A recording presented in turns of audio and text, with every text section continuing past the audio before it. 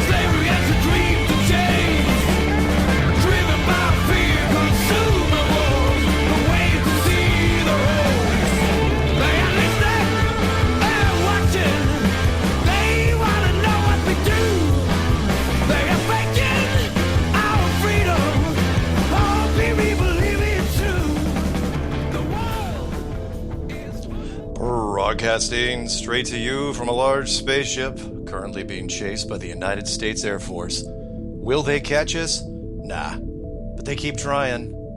Hello everyone and welcome to Strange World, where this truth is often stranger than fiction. I'm your host, Mark Sargent, the creator of Flat Earth Clues, which propose that all of us are living inside a Truman Show enclosed structure, thousands of miles wide. Check it out at enclosedworld.com or just Google Flat Earth Clues. If you can't find it, you need to turn spell checker off. That's what you need to do. Special thanks to Rebecca from Eugene, Oregon, who sent me not one but two custom-made Flat Earth shirts, which were really thick, not the pre-shrunk kind. I mean, these babies are huge. So, and I know I said XXL.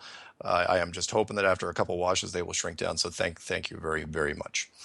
Let's get right to it. Normally when we do testimony shows, I have sort of a weird intro and we cover a little this and that, but let's just list off real quick, do a quick summary of all the people that have come forward to talk about the flat earth in one way or another in the last 3 months, really. And that is, we'll just go down, in the United States Navy missile instructor, a U.S. Navy submarine chief, a U.S. Army artillery radar operator, a U.S. Marine Corps sniper instructor, a flight instructor out of Iowa, an industrial engineer that specializes in valves and seals, a career surveyor of over 32 years, an international shipping expert, and a corporate travel agent. And to round it out, tonight we've got a very special guest, and I couldn't be more excited because I've been waiting for this to fill in the gap for a long time now. A long time being several months anyway. I know I'm being probably impatient. But here we go. I'd like to welcome a United States Air Force Navigator, and the title of the video is going to be called U.S. Air Force Navigator Talks About Flat Earth. His name is Thomas. Hey, Thomas, how are you doing tonight? How you doing tonight, Mark? I'm doing pretty well, thanks. And, let's get into it. I'm going to kind of go through your resume because we got to qualify you. And, I'll be the first one to say that your resume is unbelievable from a military standpoint. So I'm going to go through it, but please feel free to chime in and fill in some of the gaps as we go down because, there's a lot of stuff in here. So you ready? I'm ready. All right. Thomas's education includes a bachelor in aerospace, a master's, is that right, in space studies from one of the nation's leading aerospace university with our honors. Is that right? That's correct. Perfect. Working on his MBA, currently enrolled in one of the nation's top-ranked business schools, but we're not going to say which one because there is some confidentiality stuff that we're going to be dealing with tonight. Relevant experience. Current position. He is a retired USAF. We'll just use those the acronym instead of the full-blown thing. USAF officer. But you're not that old. You're not that much older than me, but we're not going to say how old you are. And I know exactly what your current position is, but we are not going to reveal your current position with the government for professional reasons. However, it is highly relevant to the subject matter, and you will expand on that later. So far, so good? Thomas?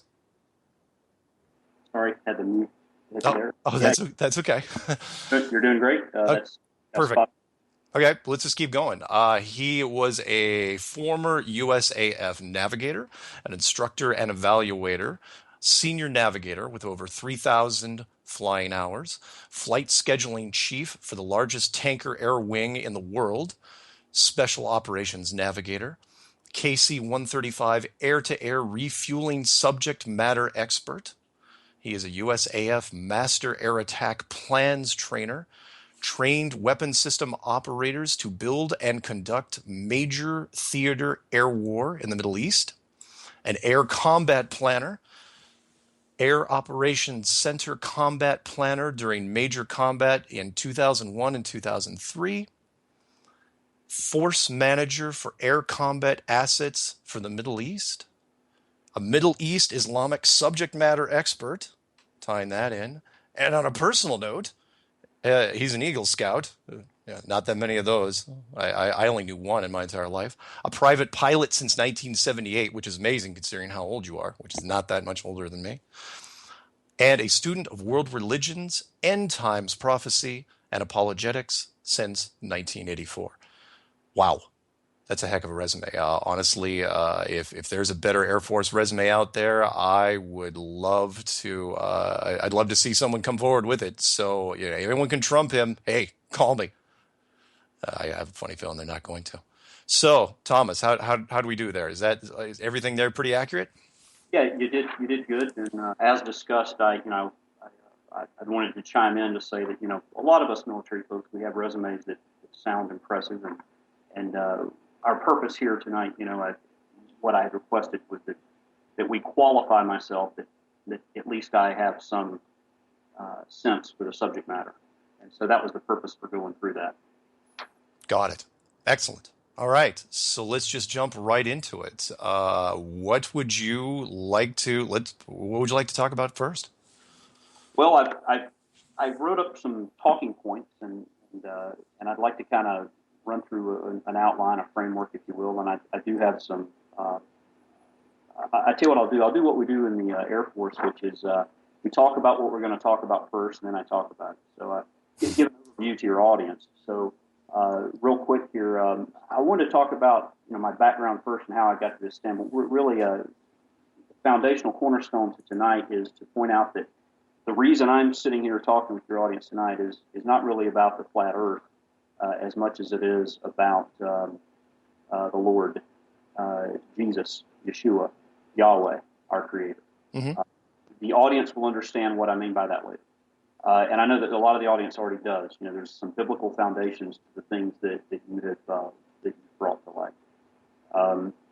So I know it's madness, and that's what I'd like to say to you came up, you coined that phrase. You said, "I know it's madness," and that's the way it strikes a lot of us. And we said, "What in the world are we doing here talking about a subject that seems so ludicrous?" I'm a very objective person. I'm open-minded. But at the same time, I've got a scientific, analytical, mathematical mind, and I love knowledge. I like to learn, and I think of myself as being very objective. I'm sure you've noticed in this world, and especially with the advent of the internet, you can look at anything out there as a two-sided coin. There's always a flip side of things. You can take anything that you think is real and look at it from two sides. Everything has. You say, is it true or is it not? Like take the sky, for example. I'm rambling here, but let me get to the point. The sky, okay? Well, the sky is blue, right? Well, actually, as most of your audience is going to know, the sky is not blue. Actually, it's anything but blue because it reflects the blue. You understand what I'm saying? Yeah, I know what you're saying. Yeah. Okay, so it's not really blue. It's again, it's anything but blue. Yeah. All right, so you're in agreement with me on that. Yeah, I would agree. I've heard that before. Sure. Okay, well, Mark, the sky is blue, and for your audience listening out there, if they were falling into the trap there, for them also, the sky is blue.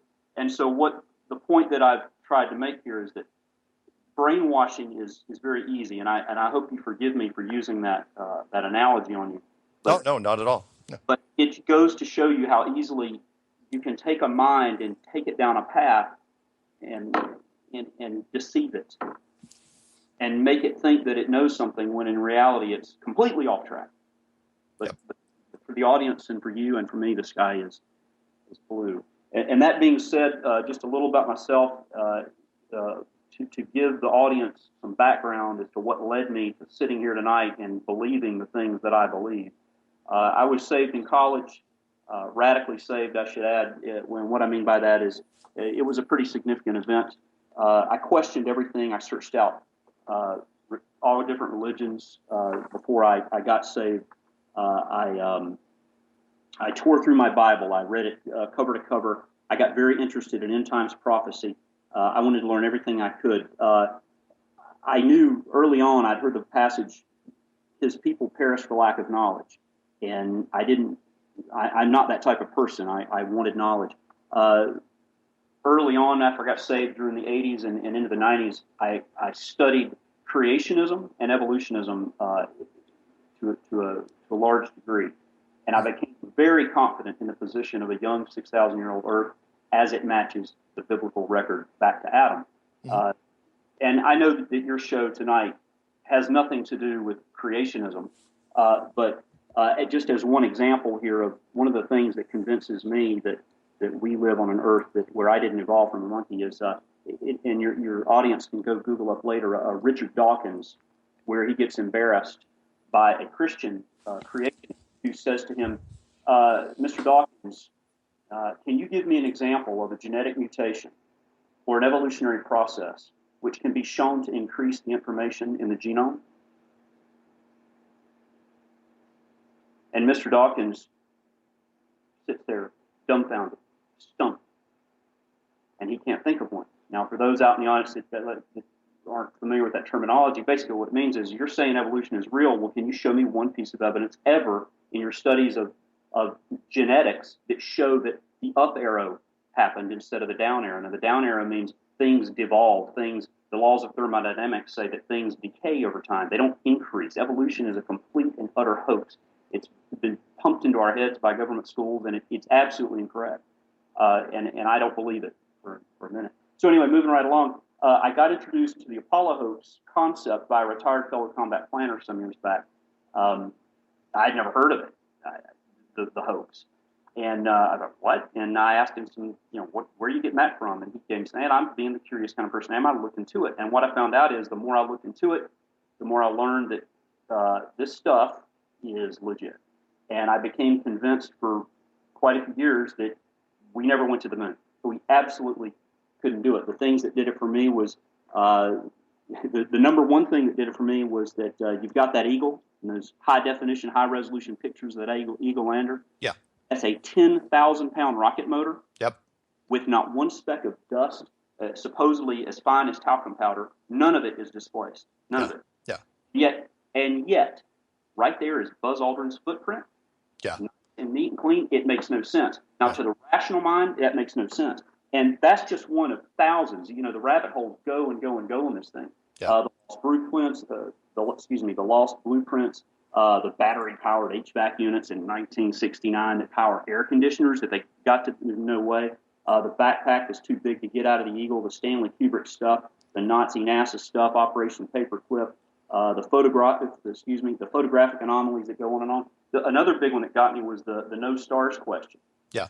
And when they afterwards, and they're all sitting there, and they now look, I'm an ex-aircrew guy, and I can tell you, air crews, there's a lot of pride in air crews, and not just Air Force, but in Army, and these communities, they have a lot of honor, and they know when they've done something wrong. And anybody that looks at that, what I mean by that statement is anybody that looks at that footage with those three astronauts sitting there right after they just achieved the greatest thing in mankind's history, have these shameful, embarrassed looks on their faces when they get asked the question, what did the stars look like? Do you recall seeing the stars? And they just look, there's hardly any answer. And they say no. I think they said, no, we don't recall seeing the star. What? The greatest adventure in mankind's history, and you don't recall if you saw the stars? Now, that's not a mathematical piece of evidence, but that's a human spirit piece of evidence. Oh, yeah. They were depressed. I don't think they smiled once during that entire thing. You're absolutely right. Shifting gears a little bit more about some background before I lead into my navigation background Sure. and the FE stuff. But my wife laughs at me when I say FE. So what do you mean FE? It's part of the Flat Earth Club. Yeah, we all know what FE is. Yeah. Well, there might be somebody out in the audience that's new. Maybe not. FE stands for Flat Earth, guys. Come on. Anyway, one of the little sidebars I was trained to do in my Air Force career, I was paid to study Islam for 4 years in a sidebar job I had. I learned all about Morsi and the Muslim Brotherhood, and being the parent group of Hamas. Learned all about Sharia law and how evil that stuff is. It's awful stuff. I learned that there's 129 present tense directives in the Quran to fight, kill Christians and Jews. We do not worship the same God that they do. We do not. The God of the Quran, in the Quran, it says that the Trinity is blasphemy. Now, in my Bible, it says that the Trinity is my God, God the Father, God the Son, God the Holy Ghost. Well, in the Quran, it says that that's blasphemy. So it's not the same God. So we should all quit buying that hogwash. It's the same God. I used to train Air Force officers and Army folks that went to out into the Middle East before they went out there.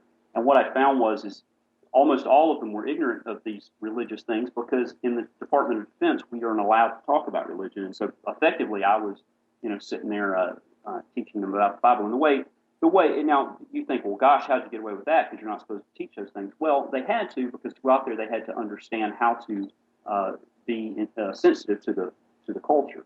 And you can't be sensitive to the culture unless you understand who Abraham is. Yeah. And for the audience, most of you folks have heard of Abraham, but Isaac and Ishmael was the beginning of the Palestinian Christian conflict. So this conflict that's going on in the world with these people goes back 4,000 years. And again, I know this is not a religious background show necessarily.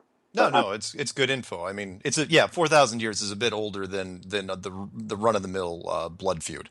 I'm laying this foundation because there's some relevant topics to this. But anyway, the Muslims believe in something called the Al-Mahdi, which is the coming savior of the world, and he is the exact equivalent of what Christians consider Christ the savior. Mm-hmm. And exact Quranic description, by the way, of this entity is the exact biblical description of the Antichrist. Wow. Now, I didn't teach these things while I was employed and paid. These are just things I'm revealing to you and your audience, you understand. Yep. The things that I taught when I was paid to do this was much softer and on a much more professional level, we'll say. I was in a position for a while where I was, just like most folks, I was seeking more money. And I came to a point where I tried to start an entrepreneurial venture. It didn't pan out so well, and I got a little bit, I got a little bit down about that. And I had a wake-up call from God, and I started looking at and studying these things called the blood moons, and I got interested in these celestial events a while back. This is about 3 years ago. And the point is, this was an awakening to me, and I began to realize that, wow, this world we live in is so interesting and it's so fascinating. There's no way anybody should be depressed or anxious or afraid if you know our God. There's no way. I learned a laundry list of things that Rob Skiba, and I think I pronounced his name correctly. You did. Yeah. Skiba. Yep. Yeah. Skiba. He talks about all the time as well. The Lord's High Holy Feast Days, the Harbinger, Rabbi John Kahn. I've never heard him mention it, but George Washington's vision, the Book of Enoch, CERN, things like that, things that are happening in our world that are so strange that world history has never seen anything like it. And now all of a sudden we have this FE situation pop up, and for people that look into it and use the scriptures, and see, I'm talking like Rob Skiba here, I'm a big fan of his, but for people who use the scriptures to keep their thoughts in line with what's true, this subject matter is absolutely fascinating, and it's all backed up by the Bible. I was looking at our timeline here. Got 7 minutes. We're totally fine. Don't worry, I got you. I ignored this FE stuff for a long time. I saw it pop up, from time to time. I'm like, what is that? What a joke. It's just more white noise, I thought, because the internet's just full of white noise. The whole world is. I mean, there's so many voices, so many things to listen to, so many ideas. It's absolutely overwhelming. If you don't mind me asking, so you saw some of these pop up. How far back? If I were going to guess, That's a good question. A year ago. Yeah, that's about right. Yep. Yeah, because my first flat Earth clue that I did was February or the second week of February of 2015. So yeah, about a year ago. Right. Well, that checks in. Yeah. And yours just happened to stumble across my YouTube there, and I finally, I don't know why, but I got to see what this is all about. I just and not that I was a mocker, I wasn't out to debunk. I just want to say what is their point? What could that possibly be about? Yeah. And it's odd, it really hit me hard. You talk a lot about how emotional people get about this subject, and I wasn't emotional about it, but it hit me hard. Like, what is this? Really caught my eye. Like, you got to be kidding me. Yeah. So I watched your flat Earth clues through and through, and I didn't have any mathematical evidence of it or validation for my own personal purposes, but it certainly had my attention. Sure. And then I took everything that I knew off the shelf, old photographs, charts. I began, as I travel a lot, and as I'd go up in the airliner, I'd study the horizon, and I'd look at things and look at things and look at think and think and think and all this. And I remember at one point I revealed to my wife that I was looking into this, and she's pretty open-minded too. And she's like, all right, she trusted me enough to kind of make sure that she knew I'd come to a conclusion that made some sense. And I told her that I'm kind of half and half on this, but this is crazy, but I'm so fascinated with it. And with my background, you see, I don't know if you mentioned it. I think you did, but I've got a master's in space from the nation's leading university, so I've got some background in this stuff. Which is amazing. It amazes me that you even would look at this at all. I mean, anyone that's got a master's in space should look at flat Earth and go, yeah, these guys are complete idiots, and I'm not even gonna go down that path. But you did. Well, that's a fascinating point, and you kind of stopped me there. You got me thinking. I keep wondering, what is it about this subject that makes people so emotional and makes them so angry? And I think that the answer is that it is spiritual. It's not a knowledge, it's a spiritual thing. It is the spirit of Antichrist, because to me, now here's what I mean by that statement. There may be some people out there now going, what did he mean by that? Yeah. To me, if there's something that's true in this world, and I believe that this is, then it typically is backed up by the Word. I have found that book never to fail me. Over the years, I'd find something like I'd read the book of Job, and it talks about a brontosaurus in there. It really does. The correct version of that book in the book of Job, it's describing a brontosaurus. Okay. And so the point is, for years I couldn't figure out the dinosaur thing, and as I looked more and more, the pieces of the puzzle would come in and fall together, and so the book made sense. Yeah. And so getting back to what I meant earlier about this spirit of Antichrist, the world is not the Lord's. The Bible says that this world is owned, lock, stock, and barrel, and controlled by Satan, the ultimate powers of the world. That doesn't mean all world institutions are evil. Yeah. It means that ultimately this earth and the things that this earth considers important is from Satan, and it's not of the Lord. He has not come again yet the second time to rule the world. It says that he will in the millennium. Yeah. It says he's coming back to rule, but he's not here yet. Yeah. And so that's the world we live in. And so if there's anything in this world, and the Bible says that we have three enemies: the world, the flesh, and the devil. And so the world as a spirit is our enemy. And so when you come out with something like this that goes against what the world system is set up, it's going to respond to you emotionally, angry, hateful, not rational at all. It'll be an emotional, hateful response. Yeah, I agree wholeheartedly. I think we're coming up on your first break there. Oh no, we still got time. Go into if you can go into some of your other points, like the eye level horizon.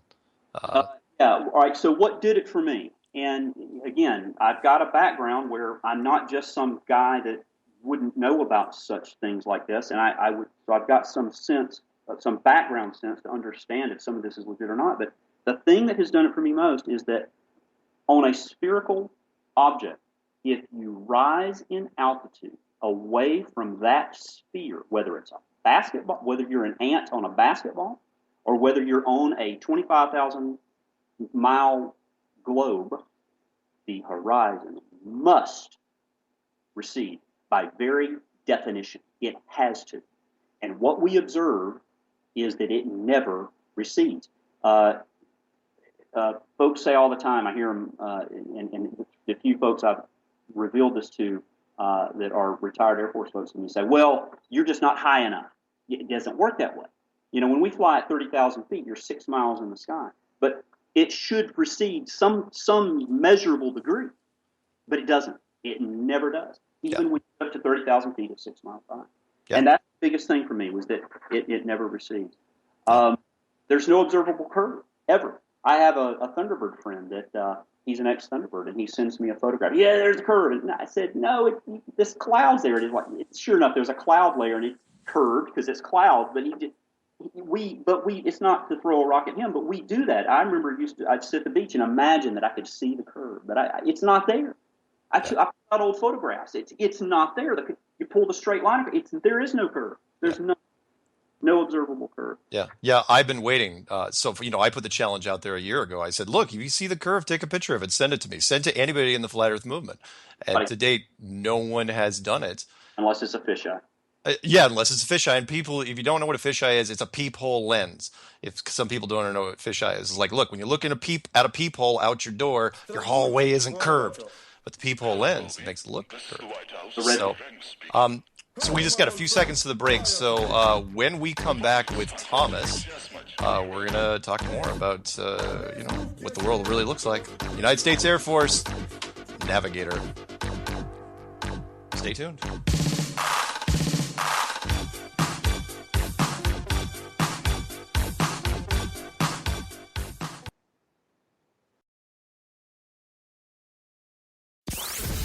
Waking up the masses with Robert Bruce, Monday through Thursday on Truth Frequency Radio.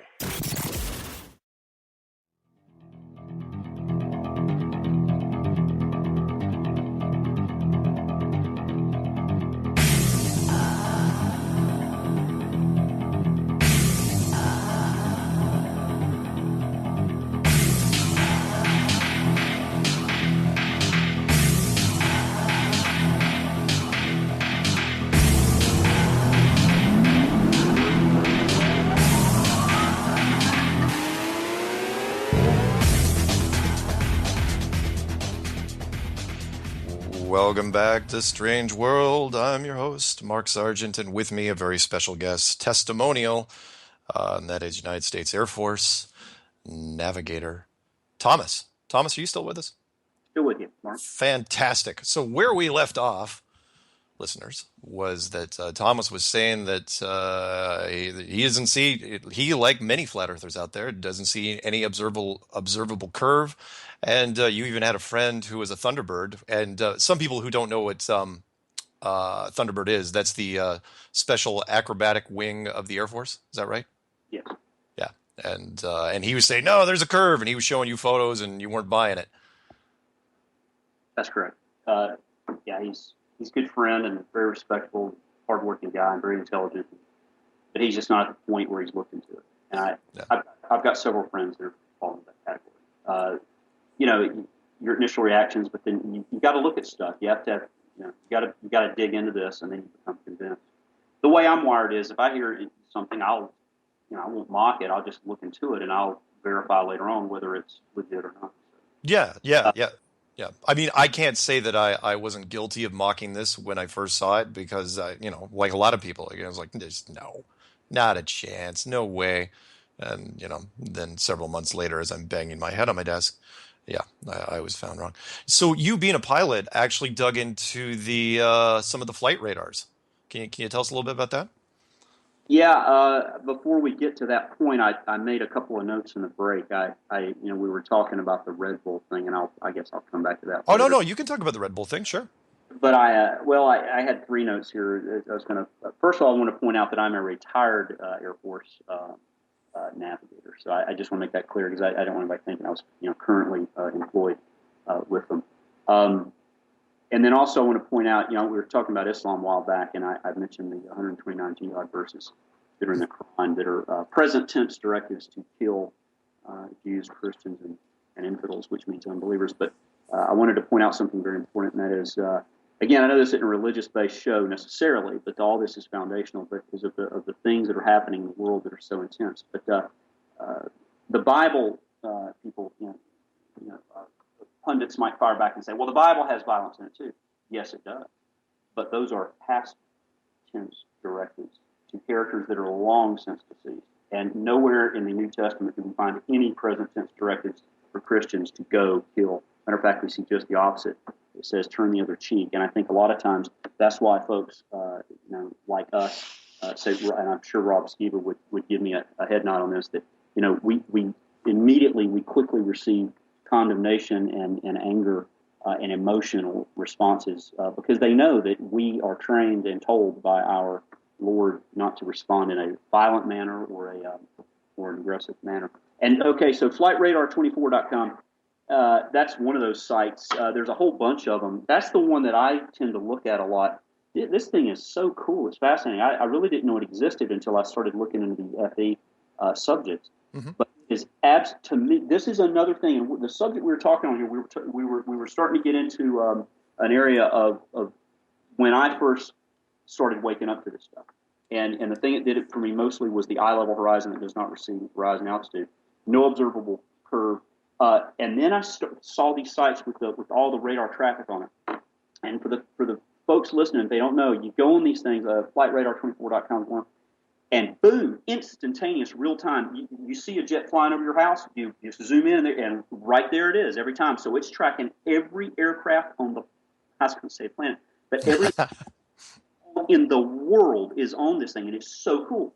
And you don't see any flying in the southern latitudes from, well, you do, but only over the continents. You don't see them flying over the water, and we'll get into more on that later.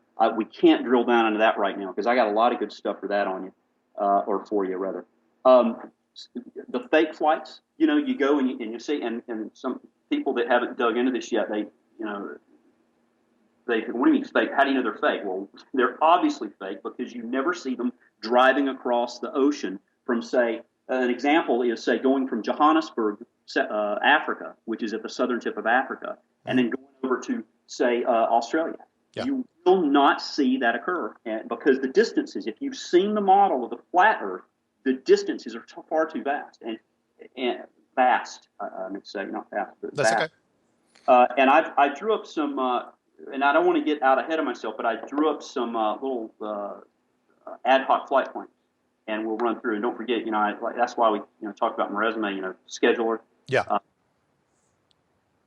Air refueling guy. And so I know about stuff like that and what flight distances airliners can travel and whatnot. Mm-hmm. Some other things that did it for me. Oh my gosh, like the Chicago thing where you can see the city from across the bay, or not the bay, but from across the Great Lake. Yeah. And they say refraction, and no, it's not refraction. And we're going to get more into refraction.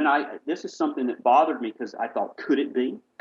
Could it be refraction? And I discovered refraction doesn't bend light in the sense of a curve. It shifts light. You take a glass, you put a pencil in the glass, it shifts the light. It doesn't bend it. And so when I got another buddy who's a retired guy with me, and from time to time, and he'll fire back and say, no, man, that's just, he says that in the 90s, he's out and he sees the Sierra Mountains. They're in Colorado, out where you are, and he was on the flat part of the state, I guess, and they were like, I don't remember the exact numbers here. I'm just going to make some up. Mm-hmm. Said, I don't know, let's say he was 80 miles away or 100 miles away from the mountains, and he said they were just sitting there stunned, looking at those things, and he said they couldn't figure out, why are we able to see it? Because they should be far below the horizon on this, what we're told is a 25,000 mile circumference Earth. Yeah. They weren't. And I said, what year was this? Because we were debating this subject, and he doesn't believe it. And he says it's early 90s, so it's out there. But that subject, it's all over the earth that people are seeing this. Yeah. The ships that don't go, the ship go. I've seen it. People are so brainwashed. They'll say, I've seen a ship go over the horizon. No, they don't. You take out a telescope and you can see it all the way down to the water level, all the way down the hole, even after it's far, far beyond the naked eye visual range. Take the telescope out and zoom in, and right there it is. Yep. It's not going over. That water is not curved. It is absolutely not curved. The way light behaves on water. You stand on a lake, and the light comes at you in a line. You look out on the water, and you see the line of light from the sun. Yep. That can't happen on a curve. If it was a spherical, curved surface of water, you would not see that effect.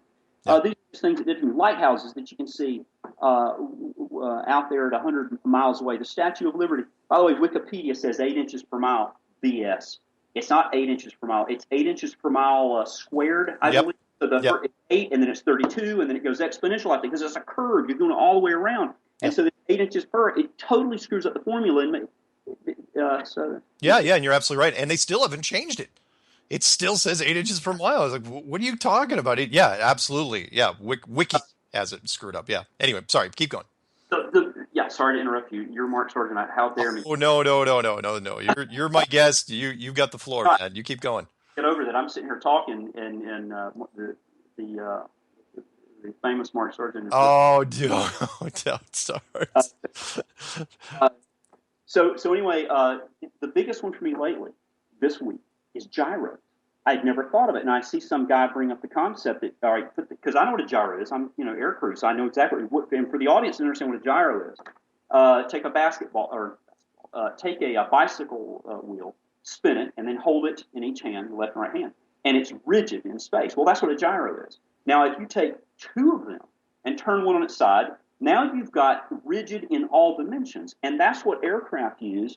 They miniaturize them, and they put them in little compartments, and they're electronic, and they spin with little electromagnets, and they stay rigid in space. And so what that means is when you're up in the clouds flying, and the aircraft turns or puts its nose down or up, the aircraft literally rotates around that gyro. So you, as a pilot or navigator inside the aircraft, can see where the horizon is, even though you're in the clouds.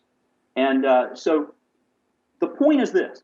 If you take a gyro and you put it, now I haven't done this. I hate it. I've seen these guys debunk. Well, have you done that? No, I haven't done it. I haven't had the time. I've got a day job, and I've got some kids, and I got oil to change my cars, and I got grass to mow. But you take the gyro, you put it on the table, and you sit there for 24 hours and watch it. Now, if the Earth was rotating, that gyro would rotate, and it doesn't. The Bible says that the Earth doesn't move. Yeah, it's fixed, immovable. Yep, I know where you're going with this. Check it out. South latitudes, down on all the way, go down to Antarctica on Google Maps. What's up with that? If we've got polar satellites that are going around and getting that, then why aren't they allowed? Oh, it's just ice, isn't it? It's just snow. Then how come we aren't allowed? It almost looks cartoon-like when you go down in that region and try. And if you notice the new version of Google Maps this week, what have they done to it? You can't see anything. It looks like they've done cartoon trees and houses. But you go down to Antarctica region, and it's just white out. Why is that? What are they hiding? Now, what they do? Discover aliens down there? Well, we know what the answer is. There's nothing to put down there. There is nothing down there. Yeah. At least as we understand it. Exactly. Yeah. An ice ring. For those people, the listeners that don't understand this model, it's an ice ring around the Earth. Yeah. And then, of course, the firmament, which the Bible calls, it's basically that upside down glass bowl. The non-moving clouds on the NASA official Earth videos. Yeah. What a joke. Yeah, and let me chime in on that one, which is, in case people haven't looked at that would be the 1990 Galileo footage, which shows, and that was the one that Matt Boylan tore apart, and that's the only footage that's supposedly out there where it shows a 24-hour time lapse of the Earth rotating on its axis, and the weather doesn't change during the entire 24-hour period. They forgot to, 1990, there was no way they had any computer program that could simulate the weather. And yet when one of the flat earthers called in to the NASA trademark office pretending he was a movie producer and said, look, we'd like to, some stock footage of the Earth rotating from space, they completely disavowed that footage and said, no, we don't have any. He's going, what are you talking about? He had him on speakerphone, and the trademark office says, we don't have anything of the Earth rotating on, from space. It's like, what are you kidding?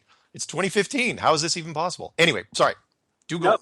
No, that's a great transitional thought. If we've got these tens of twenties of thousands of satellites up there with all, and here I've got an iPhone 5 and I can take pictures all day long of anything. Yeah. Why are we not seeing why are we not seeing 360-degree pan videos from the ISS? Why are we not seeing no, everything seems staged. It's not. It can't be right. All you got to take some duct tape and stick my iPhone 5, take the air pressure out of it, so it doesn't pop when it goes up in altitude, and maybe put some kind of heat shielding on. I don't know what, and get up there and snap a photo, and let's get a video, and let's see some of those clouds moving on the old planet. But you don't see that with all these satellites up there. Yeah. And satellites don't take pictures of each other. There's no astronaut some of the stuff, no astronaut footage where an exterior astronaut has ever taken a moving camera and just turned around 180 degrees. The fact there was only one picture of the Earth fully lit in sunlight from 1972 until July of 2015. It just goes on and on. It was like, if it was just one of these things, I might give them the benefit of the doubt. Maybe. Exactly. But not all. It's a mountain of evidence. Yeah. To support our position. Yeah. Or better said, to support our belief. Yeah. Yeah. Absolutely. A mountain of evidence. Yeah. And the evidence that we get in return is mocking and mocking and just they don't have a supportable position. Exactly. Well, there was something that was I saw in your notes that you didn't touch on. That was the Van Allen radiation belt. Yeah. It's like, how'd you get through it? I mean, that's my trap question. I can trap any physicist with that question. It's like, how did you get through it? You went through 9 times.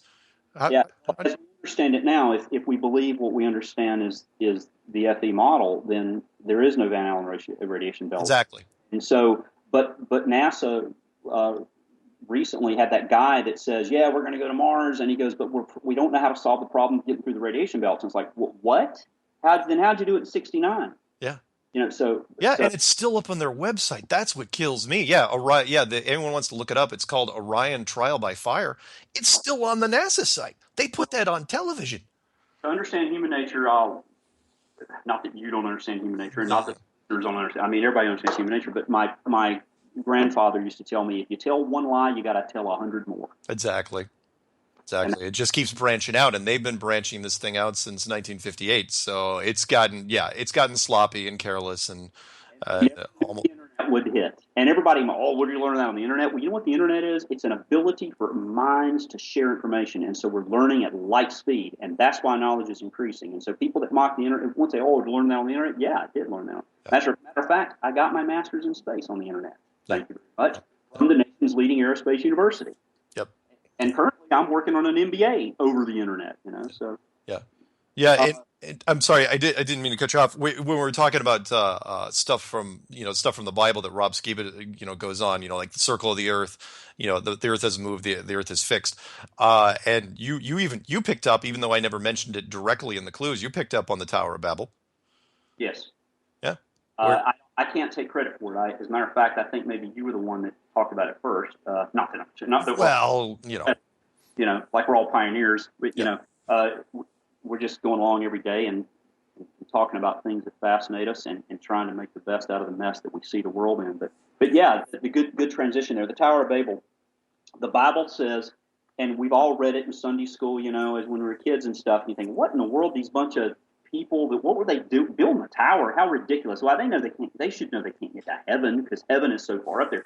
Well, at the firmament, they were trying to reach the top of the dome. Yeah. They were trying to reach the top of that firmament. Yeah. Is what they were doing. They knew exactly what they were doing, and it says that the Holy Spirit and the Father spoke and said, "We got to stop them because if we don't, they'll succeed. They'll break through." Yeah. That story. I was, like a lot of kids in Sunday school. I heard that story. I was going, "This is the most ridiculous thing ever. Why? Where were they going?" And it's like, "Oh, we're going to reach heaven." I was going, "No, you can't." Well, unless you could. That's how this whole thing changes. The model changes. It's like, what if you could? Then you'd actually try for it. And so it was a great story. And I didn't mention it by name in the clue. And I had so many people email me and say, "You're talking about the Tower of Babel, aren't you?" I was going, "Yes, thank you for remembering your lesson." About the circle of the earth, and I always thought that meant to be a spherical thing, but it doesn't say the sphere; it says the circle. Yeah. And it talks about the 4 corners. And you go, whoa! So what does that mean? Are there corners out there. Well, at what point are we going to begin to believe what that book tells us? Yes. At what point are we, we say we believe the Bible. Well, do you? Do you really believe it? Yep. Because, there's some things in there that are kind of not what the world likes to let you think. Like you said earlier, there is that move that says it has foundations. Terrible transition I'm doing here. But That's okay. No, jump. You can jump around. It's totally okay. Shifting gears to the perfectly straight flight paths. And I'm really guilty of a bad transition here. No. Let me qualify this, and that is, look, we're talking to Thomas, who is United States Air Force navigator and also a strong Christian. So you're gonna understand here. We are going to be jumping around back and forth between flight data and chapter and verse. So Navigator. There you go. What? Are we still on? Yeah, we're still on. Yeah. Anyway, so the perfectly straight flight path. Yep. For those in the audience that haven't had the light bulb come on the flat Earth model, if you go, and I've got some pictures I'm looking at here so that I can stay. If you go and take off from Johannes, no, let's see, let me get a better example. Let's see, we've got Australia here. We've got Sydney. Let's say you're in Sydney, Australia, which is on the far. If you're looking at a globe, it would be on the far right side, or the east, side of Australia. Yeah. If you took off from Sydney, Australia, and on the globe model, and you flew over to the southern tip of South America, Argentina region, which is called Buenos Aires, is a major city in there. If you flew that flight on the globe, it would be, say, 9-ish or so hours in a modern jet airline. Now, anybody that understands airlines, and even in military situations, you're always trying to save fuel. Fuel's very expensive. We, as air crew, they would get us to fly what they would call best range or best endurance speeds to save fuel, so that we can save every single pound of fuel because it's so expensive. And you look at these flight paths that the airlines fly to get you. As a businessman, they're going to take you from Sydney, Australia, over to Johannesburg, and they drive you all the way up the Pacific, all the way through North America, and all the way back down through South America to get there. It's insanity from a business model perspective. You just wouldn't do it. It wastes tens of thousands of dollars, hundreds of thousands of dollars, millions of dollars for all the flights that go back and forth every day for those locations. Yeah. So why would you do it? Yeah. And it's insanity. You wouldn't. And then you go on flighttracker.com and you look at that and you never see. We're going to get to something in a minute, and I already revealed that little thing to you, so keep that in back pocket. Sure. But so anyway, and I drew up an example. I did a little ad hoc flight path thing here, and again, don't forget I was a tanker guy, so I understand fuel burn rates and things like that. So, and I'll explain it to the audience as we go. But on the flat Earth model, if you were to fly from those locations, if you took off from Buenos Aires and you flew over to Sydney, Australia, on the flat Earth model, you're talking, let me get my math straight here, 2, 4, 6, 8, 10, 12, about 12,000 miles. Mm-hmm. And anyway, I ran up some math. When you look for my numbers, please forgive me. No, take your time. Get some notes here. Anyway, even in a KC-10, which is the U.S. Air Force's largest tanker, has an extremely long endurance. It can stay airborne for 18 and a half hours. It would not make that flight. You couldn't do it. There's no aircraft on Earth that could make that flight without air-to-air refueling. So for the airliners to make a flight like that is literally impossible. Now, the other night, and I'm jumping around here, I'm not speaking my outline, but I guess that's okay. That's okay. This is fascinating to me, that the coincidence that I sat down. I've been watching FlightRadar24.com religiously now for months, and I have never seen this. I think that you and Rob Skiba and your community are starting to make them do things they haven't done before so they can keep the hoax going. There it is. And I sent you some slides of the screen captures. It went ding, ding, ding, ding, and there's this little flight path going across from Perth, Australia, over to Johannesburg, South Africa. The flight number was South African Airways Flight 281, or so they claim. Yeah. And it says it was a 9-hour duration. That's what it says. Now, you and I both know that that's impossible. We know it didn't happen. And all they had to do was just do a little computer app to make it show a little dotted line going across. And maybe they took a plane off over there in Perth and then turned it around and landed it somewhere else. And then probably what they did is take a jet off somewhere in South Africa and then bring it into land over there in Johannesburg. And so that there could be evidence to suggest that it actually happened. It's simple to do. Yeah. But right there it is on the screenshots. And so for the audience listening, this is a huge deal. And I encourage everybody to go to those websites like that and watch these things and see what's happening. It's just astounding. To me, I think, if I recall when I began to wake up on all this stuff, that's what did it for me most. Because I completely understand the insanity of the cost of fuel in a situation like that, and also the flight distance. Yep. Excellent. Let's see. Moving right along. How much time we have for the next break? Oh, we got 3 minutes. Okay. I'll wrap it up by this. And what I mean by wrap it up is this section where I've been talking about what did it for me on the FE. And then what I'm going to get into for your audience next is I'm going to teach them some navigation stuff. I'm going to teach them the systems that we use to navigate across the pond, as we call it, Okay. so they can understand that. And then I'll lead up to some sense that I'm making out of it for the flat Earth. Okay. But there were three things that did it for years, and I don't want to act like, oh, I knew this before. Some guys, come across like I knew it even before. But I did. I used to sit as a kid, and I would look at the clouds and go, if the sun is 93 million miles away, it's big. The light rays should be parallel coming through those clouds, and they're not. And for years, I'd look at clouds and go, why are those light rays coming like that? And so, for the audience listening, do it any days. You can do this. This is the ultimate proof any day of the week. Why in the world are those light rays coming through those clouds like that? It shows that sun is very close. I don't know how close. I'm not my own little science institute, but I've got the common sense to know that something doesn't check with the sun that we're told is 93 million miles away when those rays should be coming parallel through there. The other thing I thought about for years was that Polaris never moves. Now, Polaris is the North Star, and all the stars rotate around Polaris, and it never moves all throughout the centuries of the world. And if we're zipping around the universe at the speeds that Neil deGrasse Tyson says we are, that star should have moved. It couldn't stay in place all these centuries, and yet we know it has throughout the centuries based on the historical data. That's always been a mystery to me. Now I know the answer. By the way, and this is a big one, never heard anybody talk about it, perpetual motion is impossible.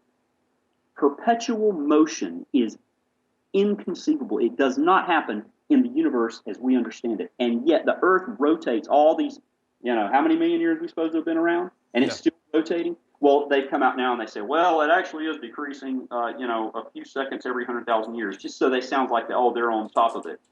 But Cool. All right.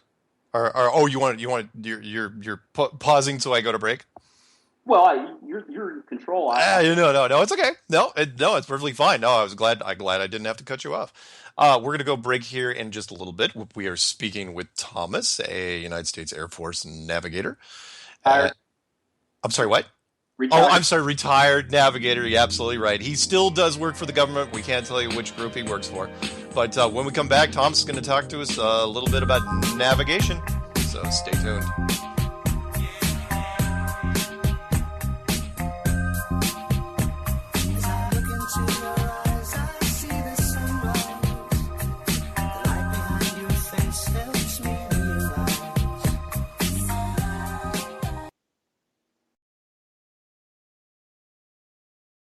You're listening to the Truth Frequency Radio Network. No hate, no hype, no fear.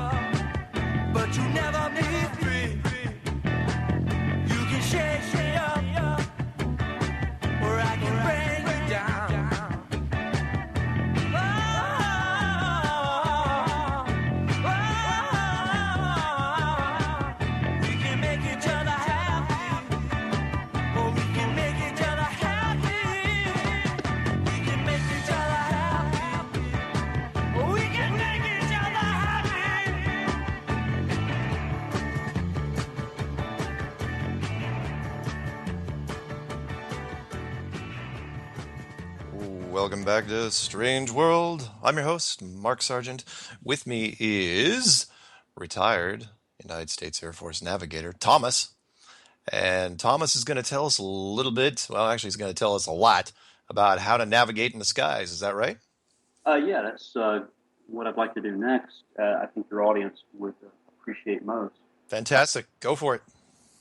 To sum up everything we've talked about so far, talking about what did it for me when all of a sudden the light bulb came on and how everything fell in line, it all made perfect sense. Everything, and then after that, everything, even historical situations. Operation Paperclip, Admiral Byrd, the Antarctic Treaty. Oh my gosh, the Apollo thing. And I'm not even going to. Well, I have to, but the Kennedy thing. Maybe he was starting to reveal some things, and they knocked him out. Who knows what? But things just really began to fall in line, and everything just. When the pieces of the puzzle come in and you got a mountain of evidence. But anyway, let's talk about celestial navigation. As a navigator, I was not an astronomer. But we are trained to understand celestial mechanics. And by the way, there's navigators in all branches of the services: the Marines, the Navy, and the Air Force. I don't think the Army has navigators, but could be wrong, but anyway, early on, I pretty much mastered the concepts of celestial mechanics. I remember one time I even embarrassed my instructor in Navigator school because he was teaching a class that when you look at the moon and you see that the moon is in one of its phases, that's an eclipse. I was like, no, it's not. So it wasn't. I mean, most people understand that, but he didn't. So I felt like I understood early on the concept of a free fall. So and some people can't get that. And what a free fall is when you're in orbit, or the way we're taught that an orbit works around the Earth, is that you're falling towards the Earth constantly. And you say, well, wait a minute, how come you don't get close to the Earth? Well, that's because you're falling around the Earth. And it's a really cool concept, and it makes perfect sense. So my point is that I felt like I had mastered those celestial concepts pretty well on the spherical model, and I had, as far as what I'd been being taught. With that foundation being laid, let's transition into some of the different systems that we navigate across large bodies of water, like an ocean. Terrible transition there, but anyway, the first one is what we call dead reckoning, and dead reckoning uses a compass, and you use your ground speed over the ground, and so basically you draw a line on your chart, and then you just do a little tick mark where, after a certain speed, you have gone after a certain distance. And so as navigators, we would do that to back up our fancier systems.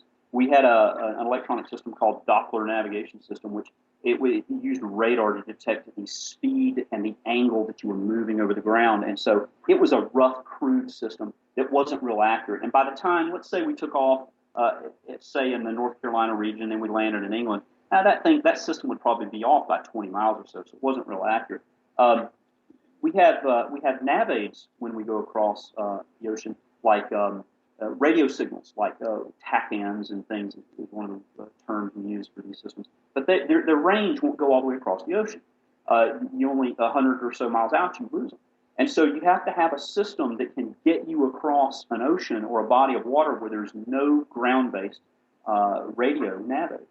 LORAN is one of those systems. LORAN is a long-range radio navigation system that triangulates and can tell you where your position is. One of the more interesting ones is called INS, Inertial Navigation System. And if the audience can think of a string with a rock on the end of it, and if you move, that rock moves. And if you run, the rock moves more. And so it's inertia, and it can sense which direction you're moving in and how fast. And so these things use gyros. And the more expensive systems will use laser gyros, and they can detect motion. They're pretty accurate if you align them properly before takeoff. When I would land after, say, a 10-hour flight, we'd take off out of, say, the Kansas region, and we would land in England. And I think it was about 8 or 9 hours duration flight, if I remember correctly. It's been quite a few years.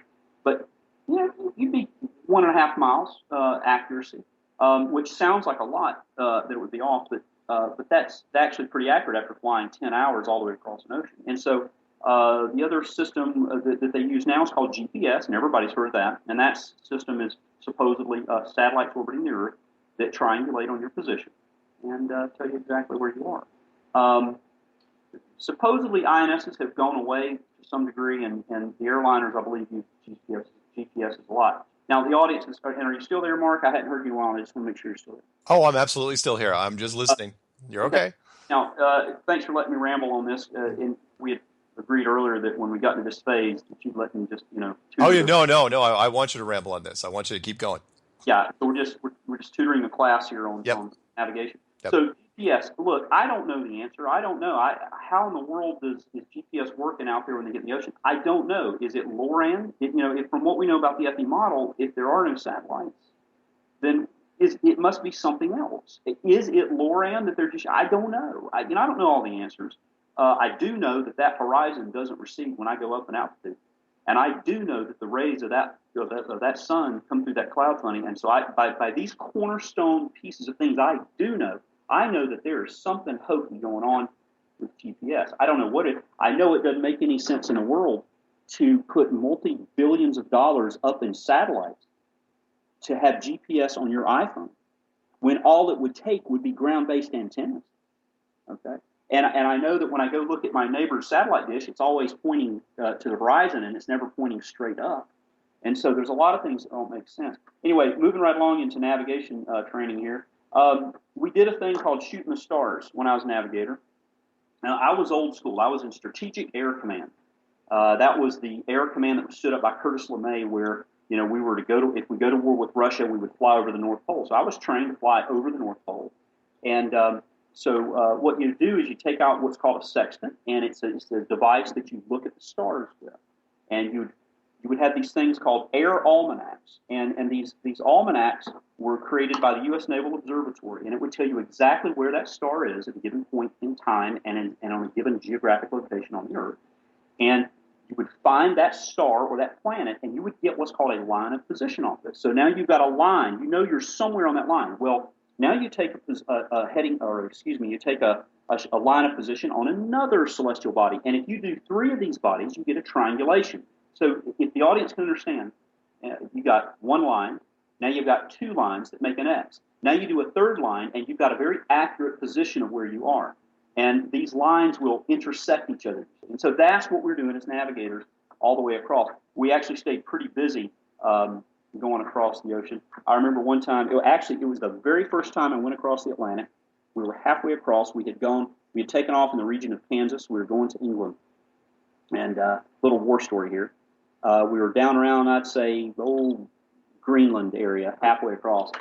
And I had been crunching numbers the whole flight. I'm eating my flight lunch, and just crunching numbers and just working. And I'm a second lieutenant. I'm brand new. And I look up at the compass, and it's pointing at about a 0.45 degree heading. And I'm thinking, what? We're supposed to be like a 090, heading east towards England. And I must have sat there for 20 minutes, just white as it goes, wondering how in the world I want to tell the crew that we've been flying at 0.45 degrees now, which is a northeast heading, for hours. And we're probably, who knows, we're headed toward the North Pole. And the answer is, and the reason I tell this war story is that it illustrates something very important. The answer to it was, we weren't lost. We were perfectly fine. We were right on course. I had been crunching numbers and not really thinking about what things look like, but as far as the instruments. But the variation, magnetic variation. You see, you get up towards the northern latitudes, up towards the North Pole, and the magnetic variation is very strong. For example, in that situation, it was about 45.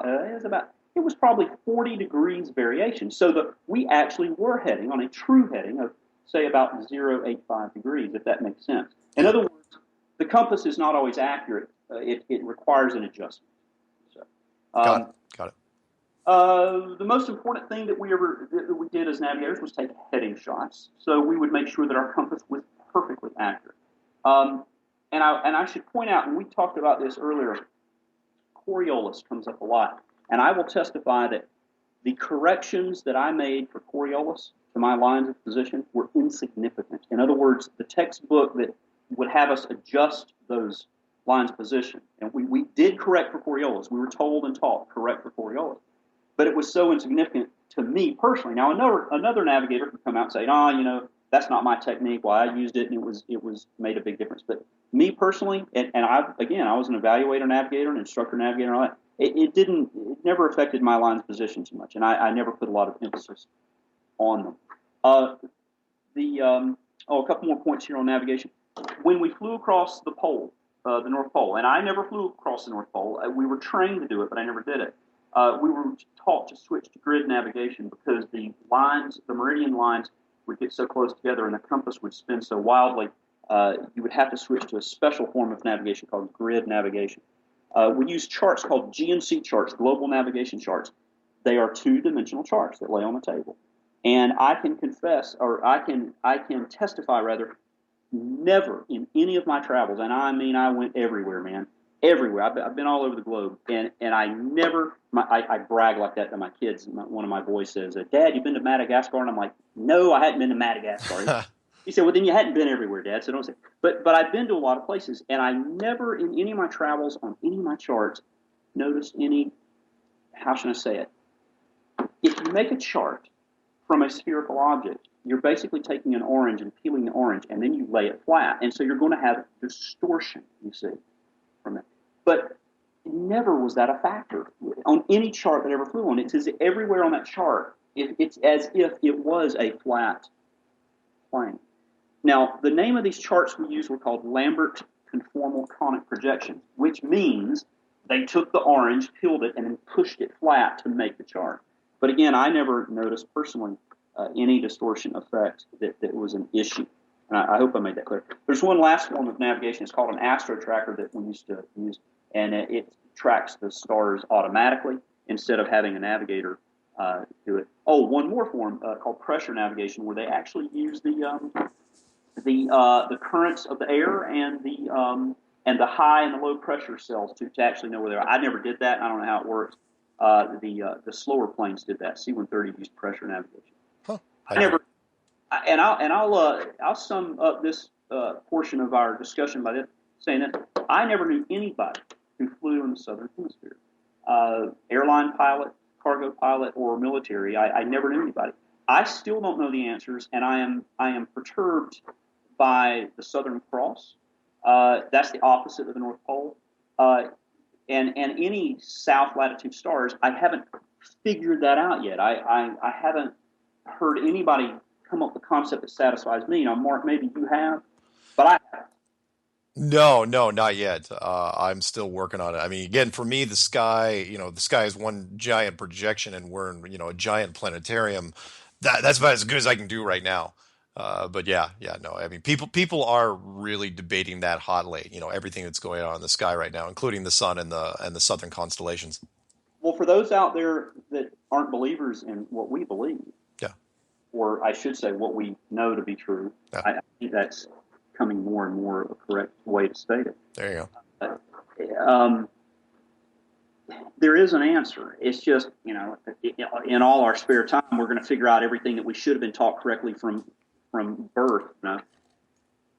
But the bottom line is, I will state that it works the same even on the FE model. If celestial navigation, that is. There's no difference. It still works. Lines of position will still work even if those stars are rotating above us and we are the center of the universe. It still works. Yeah, and several people have brought that up anyway, where they've said, the people in ships, they made it. Well, I mean, there was a lot of course corrections, in their day, but they still got from point A to point B once they figured out the routes. And and they said the same thing. It works the same whether you're flat or on a globe. It does. Yeah. Flying around the world, it's one of the hardest things for me to get at the very beginning was, wait a minute. I've taken off in the United States. I've gone to England, and then I've flown around to Japan, and I've come back around. And so that proved, no, it doesn't. All you did was fly in a circle, but you didn't necessarily fly around a sphere. The people that haven't seen a two-dimensional flat model of what we understand the Earth to be, they want to understand it. But when you see the picture, like, oh, I get it. So it's easy to fly around the Earth. Yeah, absolutely. Now, what's impossible to do is do a flight over the South Pole. Yeah, there you go. That's a little tougher. Here's a couple of little sidebar notes here that are just things that I'm going to throw this out to the audience. And these are little teasers to go, look, I don't know the answer, but these are things I've observed, and let's see if the community can blog back and get some answers. When I'm up in an airplane and I turn on my iPhone, I don't get my GPS map, which that checks, because that means, hey, okay, now wait a minute. I thought those GPS satellites were transmitting far above us in the heavens, right? Yeah. Should I be getting that signal? Yeah. Well, I got my buddy who's the airline pilot, and he says, well, his works. I'm like, I don't know for sure. I don't know. I'm not saying he's lying, but I don't mind. Doesn't work. You know when it does work? When I get about 200 feet off the ground, it starts working again. When I get back down, and those signals coming from those ground towers is the way I see it. Yeah. So I'm just curious what the people on this video, maybe if you keep comments open, maybe they'll chime in with their observations. Let's see, what else? Satellites. I don't know. I got a master's in space. I got to figure it all out, in all my spare time. I got 6 cars in the driveway. I'm always doing oil changes and brake pad changes and transmission changes. I don't have time to figure all this stuff out. Somebody else help me here. But satellites, they doesn't make, all you see is these cartoon pictures, and, I've never seen one launched. And even if I saw a rocket go up, I don't know that it went all the way up there and didn't. What's taking photos for Google Maps? I don't know. Maybe they've got bases down there where they're running stuff up the wall. Have you ever thought of that? Well, I was thinking that spy planes could get up high enough to take some decent shots. Use the old YouTube program or the Blackbirds or whatever they're using. I'm sure they're not using the best and the brightest, but spy planes can get up high enough, I think, to take shots, and then you just convert them into whatever resolution you need for Google Earth. Well, sure, absolutely. Aircraft can easily take those photos, but we get them up to date. I mean, it seems that the imagery on Google Maps or whatever we call it is updated, like, I don't know what, every twice a year maybe. Yeah, something like that. Hey, by the way, you mentioned something to me offline with GPS with that, which I thought was pretty interesting, and that is, and you had a good point, and that was, why spend so much money for 24 satellites that you have to maintain? Satellites are insanely expensive when you can do the whole thing on a land-based system. That's right. We're talking billions. Why would they do it? Now, the obvious answer is they're going to say, well, this is for military purposes, and it's also for worldwide, well, okay, but still, it doesn't make any sense when, okay, it was just for military purposes. It doesn't check. Yeah, absolutely. Yeah, and of course, the part that killed me, which you saw in the clues, was if it's a global positioning system, then why are the 3 major oceans in the southern hemisphere not being tracked? That's the whole point of calling it a global positioning system. And in fact, if it's a U.S. military system, which it is, it's a DoD system, they never do anything small. And they'd absolutely have blanket coverage everywhere because they would want to know everything that was going on in the sky. Friend or foe. And it just drove me nuts. It's like, don't tell me, because I get people say, well, GPS doesn't work like that. It doesn't have coverage in the southern hemisphere. Like, matter of fact, I was going, what are you talking? Yeah, they don't. Yeah, it does. It absolutely does. It should, based on what we're told, have coverage over the entire globe. Yeah. So I saw we've got 7 minutes till the break. So you sent a picture, and I know the audience isn't going to see it. I'll try to include it in the slideshow. But you sent a picture about the seasons model. Did you want to talk about that at all?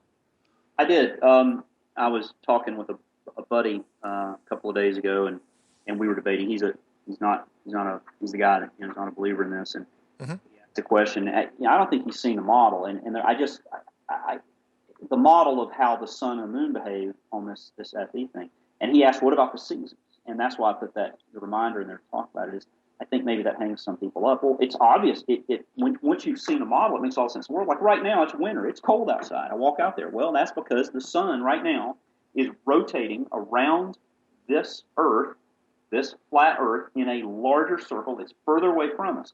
When it gets summer, it comes back closer. Now, you say, well, what's he talking about? Well, once you've seen the models and a video of how these models work, it makes all the sense in the world, and it works exactly like it would in terms of, well, not exactly, because on the spherical model that we're told and taught that it's due to the, and I'm looking for the term here, the way the rays of the sun are angled at the Earth that causes the cold winter. Yeah. And the directly overhead sun is what causes the heat. But now we know that no, it's just because the sun is up closer to us and then it goes down further away, not south, but out, towards the ice ring. There you go. If you will. But I just want to point out that for somebody who just, if you're a mocker and you don't blind this stuff and you haven't even looked into it, and then we as a community of FE folks, then don't talk to them. I remember a guy a long time ago. He's a pro-life guy, and I am too. And he's Catholic, and I'm not saying I'm Catholic, but he was Catholic, and he was very pro-life. And he would get people to start a fight, pick a fight with him on, to debate with him about that subject. And if they weren't read in and they weren't well versed on the subject, I'm not going to talk to you. I'm just not going to do that. And I think that's what we should be prepared to as FE folks. You've always pointed out, Mark, and we're breaking all the rules by going live. That's okay. It's that your rule is, don't talk about it, but here we are talking about it. Yeah, here we're talking about it, yeah. So, but just if you're talking to a fool, then just quit talking to them, and that's biblical. It's don't waste your time, and there's nothing to be gained from the spit flying, and getting. And have you noticed in your life? I'm sure you have that, and your audience, I'm sure, has too. People get angrier over what they believe than anything else. It's like, why is it that what I believe bothers you so much? Why can't I believe what I know to be true? Why does that bother you and make you angry? My goodness. Yeah. But that's a fact. I mean, as humans, we do that. Yeah. You could go beat somebody's mama up and it wouldn't make them as angry than if you told them the earth was flat, it seems. Yeah, it's the most polarizing thing I've ever seen. And you could pick any topic you want. I challenge anyone. Church versus state, abortion, take your pick. I've never seen fights break out like it does with this topic. And it's such a simple topic.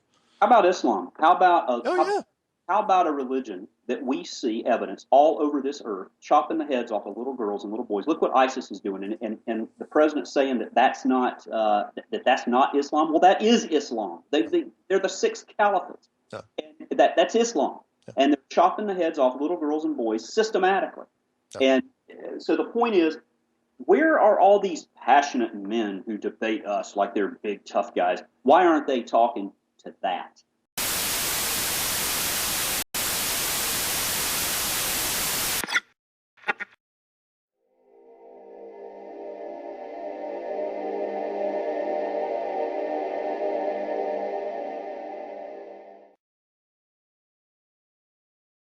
You are now tuned into the truth frequency.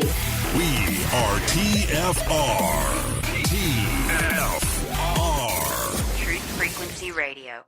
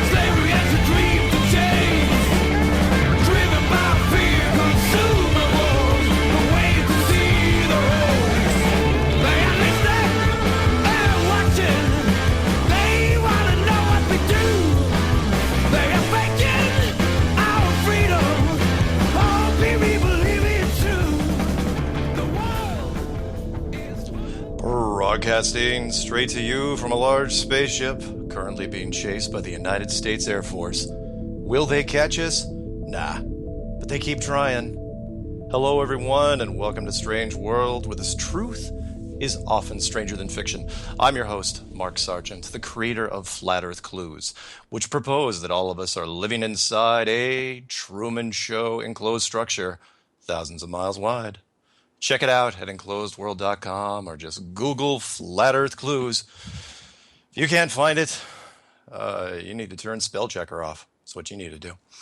Special thanks to Rebecca from Eugene, Oregon, who sent me not one but two custom-made Flat Earth shirts, which were really thick, not the pre-shrunk kind. I mean, these babies are huge. So, and I know I said XXL. I am just hoping that after a couple washes they will shrink down. So thank you very, very much. Let's get right to it.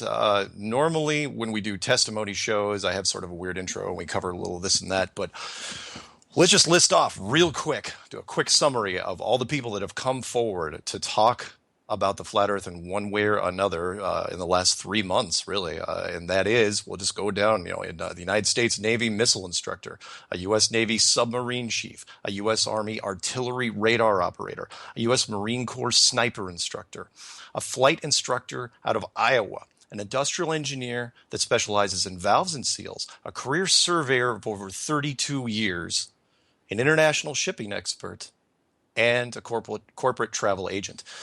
And to round it out, tonight we've got a very special guest, and I couldn't be more excited because I've been waiting for this to fill in the gap for a long time now. Well, a long time being several months anyway. I know I'm being probably impatient. But here we go. I'd like to welcome a United States Air Force Navigator, and the title of the video is going to be called U.S. Air Force Navigator Talks About Flat Earth. His name is Thomas. Hey, Thomas, how are you doing tonight? How you doing tonight, Mark? I'm doing pretty well, thanks. And let's get into it. I'm going to kind of go through your resume because we got to qualify you, and I'll be the first one to say that your resume is unbelievable from a military standpoint. So I'm going to go through it, but please feel free to chime in and fill in some of the gaps as we go down because there's a lot of stuff in here. So you ready? I'm ready. All right. Thomas's education, retired United States Air Force Navigator. Thomas, and what are we talking about, Thomas, on our final segment? Well, I thought I would wrap up by talking about some biblical passages that I think are relevant to the topic. Cool. Oh, yeah, by the way, in case you guys forgot, Thomas is retired U.S. Air Force and also a strong Christian. And let's go with it. Yeah, a lot of notes going on here and looking over the things we talked about and things that I wanted to emphasize and whatnot. I wanted to reemphasize refraction. Sure. I hear that word popping up all the time, and the strongest evidence that this subject has is when we see the Great Salt Flats, 90 miles long, and the end of that should be 1 mile below, but it's not. Islands in the Mediterranean, 125 miles away, should be 2 miles below the line of sight. Statue of Liberty, you can see it 60 miles away. It should be 2,074 feet. Yeah. And everybody, that's refraction. Refraction doesn't curve the light; it shifts it. Now, I'm not a scientist. By the way, what is the definition of a scientist? I looked it up. A scientist, in a broad sense, is a person engaging in a systematic activity to acquire knowledge. In a more restricted sense, it may refer to an individual who uses the scientific method. He may be an expert in one or more areas of science. And this word science is just going insane ridiculously. Well, it's scientist. Well, my grandma's a scientist. What does that even mean? And, Mark, you're obviously an intelligent guy. I'm obviously an intelligent guy, been to college, and I can figure a few things out. And we have what's called common sense. We're not idiots, we're not crackpots, we're not loons.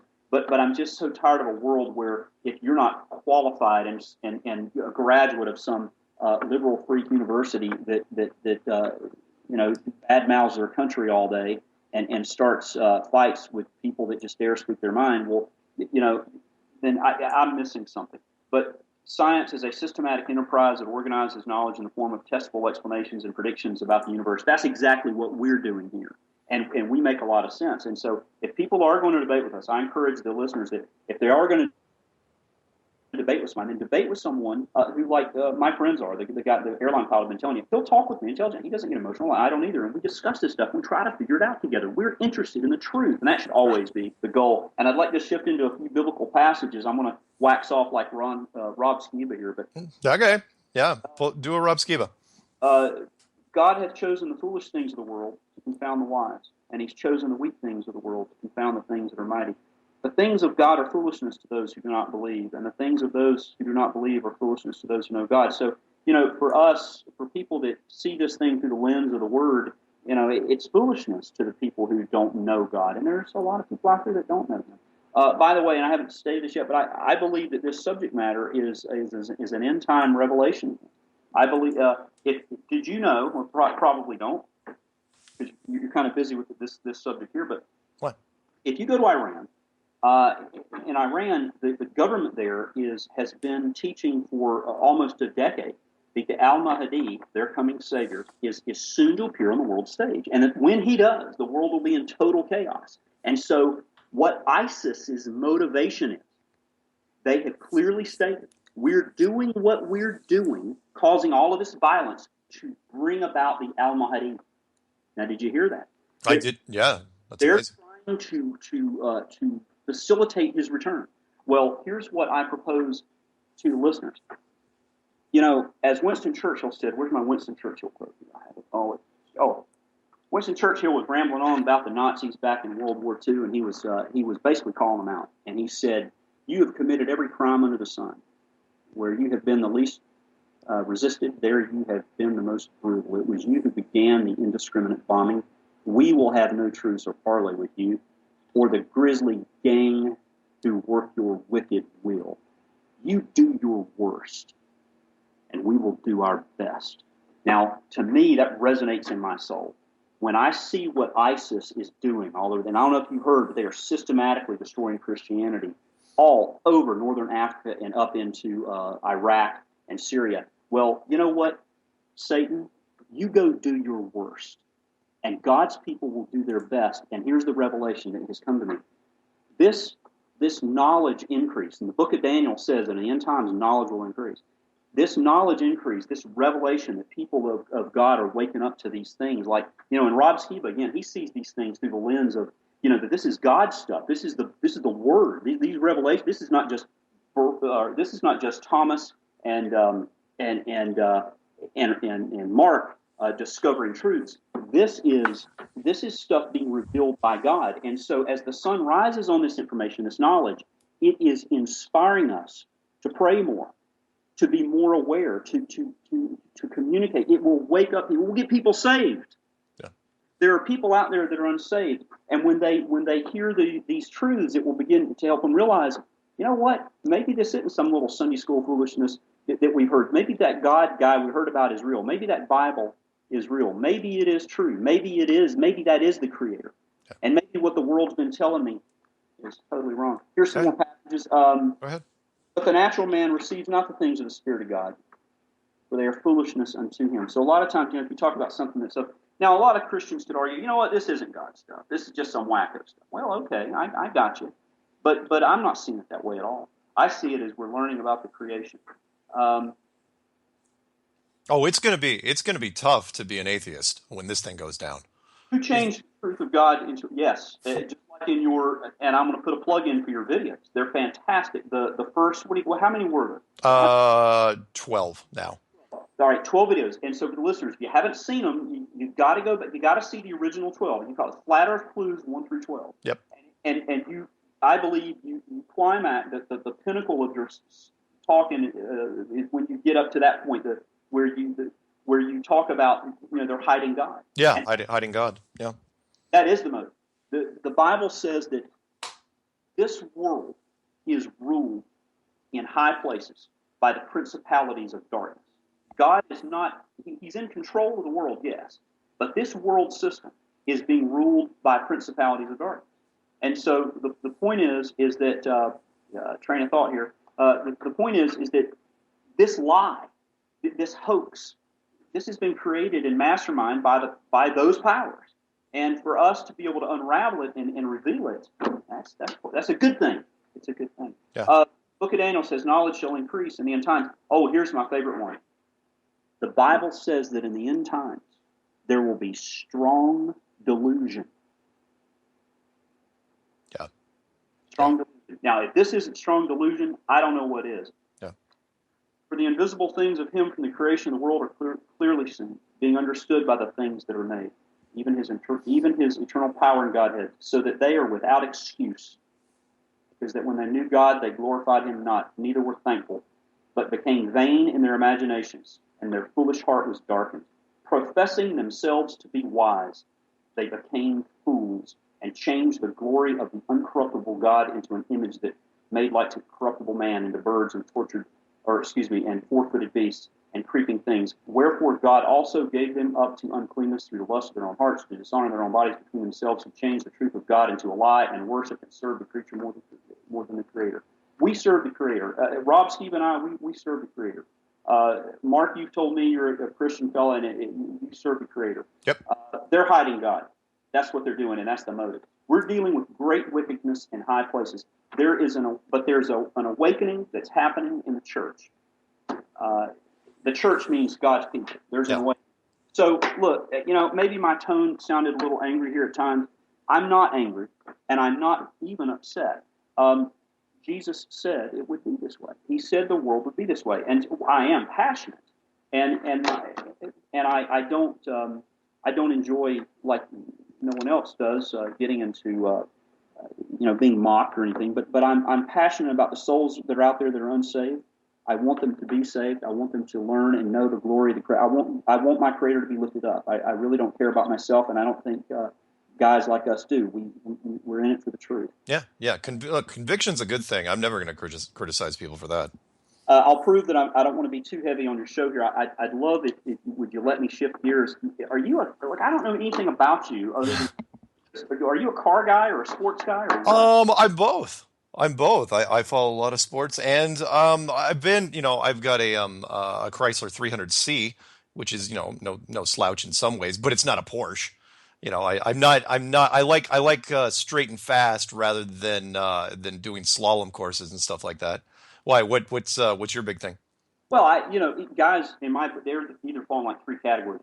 Into hunting, or I'm from the Southeast, so they're either into hunting or cars or sports. And I typically fall into the car lane. I've always had been.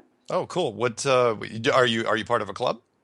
Well, I've got an old Porsche 944 Turbo that I've been restoring over the years, and just love that car. It didn't cost me much for an initial outlay, and I just love.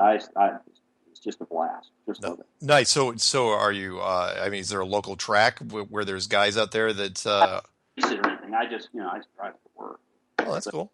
But that's me in a car. I'm just trying to, and I bet the audience too, your listeners. We don't know much about you. It's like, where did you come from? These flat Earth clue videos you produce. It looked like I thought you were a shill. You laughed.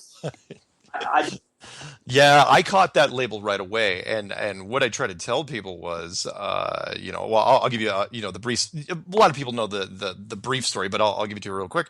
And that was, summer of 2014. You kind of like you ran into some flat Earth videos, but back then there wasn't really that much. And so there was a guy from Germany and Matt Boyland and a couple others.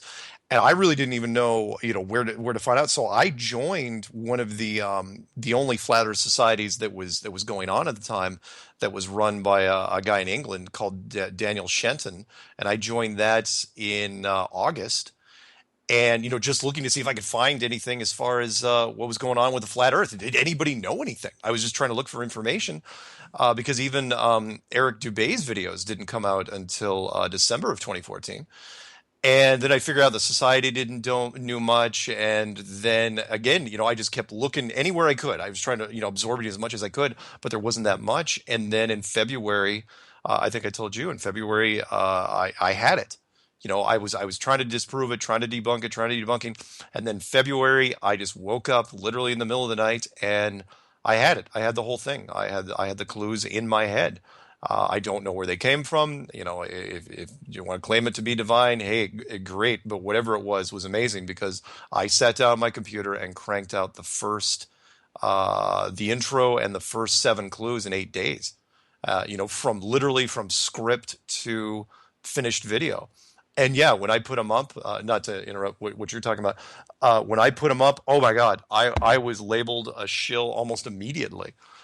Because people are saying, where did this come from? How did this even happen? Who's putting out this stuff? But that didn't bother me, because when I put it out, I thought that, I was opening with flat Earth. I was saying, look, I'm coming out with videos that's saying, I think the Earth is flat, and here's my reasoning for it. So I was fully prepared for any sort of abuse.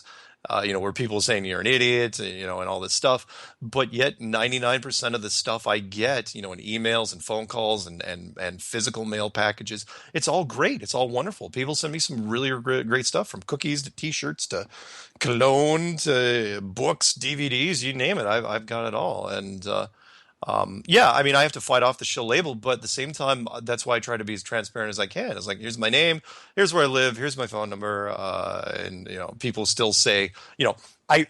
It's funny because I interview guys like you who worked for government organizations and worked for the military, and have all these things, and yet people are saying, it's like, oh, you've got to work for the government organization. I'm going, really, which one? You haven't even told me which one it is. So anyway. That's kind of me, what I'm doing. Oh, by the way, you probably didn't listen to it, but there was a group called Humanistory who actually interviewed me. I just put it up about my entire childhood. We didn't talk really about flat Earth at all. It was just 2.5 hours. Like, okay, tell us what happened from age 6 until age 18. It's like, oh, great. So that's what I did. So what what do you do in your spare time other than your Porsche 944? Well, I mean, you still work. That's the thing, right? Right. Right. Well, lately it's just the MBA. I'm constantly getting the books on that. I mean, I'm in accounting, and that's just overwhelming because I'm not, my mind is not geared for finance or math. Yeah, it's not for everybody. Well, I mean, when you get, so you're going for an accounting degree, master's? No, I'm just working on an MBA. Oh, that's cool. Just for the heck of it? Just for the heck of it. Well, that's Well, I plan on using it. Business can be applied to anything. You can take business. Like, you hire me on, I, apply my accounting skills to your business. So, but you can use it for anything. So, yeah. Hey, can I ask you some flying questions? Sure. Because I got to ask, because you've spent a lot of time in the air. And I know you said that you really didn't know anybody, which is, by the way, I got to ask that first because that kind of stuck out. I didn't want to break your train of thought, which was when you said you really didn't know anybody in the military or the cargo or the commercial sectors that were flying in the Southern Hemisphere.